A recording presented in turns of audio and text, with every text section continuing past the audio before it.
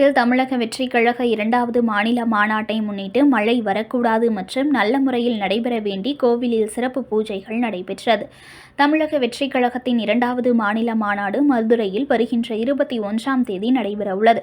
இதற்கான ஏற்பாடுகள் தீவிரமாக நடைபெற்று வருகிறது. இந்த நிலையில் மாநாடு அன்று மழை வரக்கூடாது என்று மாநாடு நல்ல முறையில் நடைபெற வேண்டி விழுப்புரம் மத்திய தமிழக வெற்றிக் கழகம் சார்பில் தமிழக வெற்றிக் கழக விழுப்புரம் மத்திய மாவட்ட செயலாளர் குஷிமோகன் மற்றும் விஜய் காளிதாஸ் தலைமையில் புதுச்சேரி சாலையில் ரயில் நிலையம் அருகில் உள்ள முத்துமாரியம்மன் கோவிலில் சிறப்பு பூஜைகள் நடைபெற்றது. இதில் ஏராளமான தமிழக வெற்றிக் கழக நிர்வாகிகள் மற்றும் தொண்டர்கள் கலந்து கொண்டனர். செய்திகளை உடனுக்குடன் தெரிந்து கொள்ள லைக் பண்ணுங்க, ஷேர் பண்ணுங்க, சப்ஸ்கிரைப் பண்ணுங்க, மறக்காம கமெண்ட் பண்ணுங்க.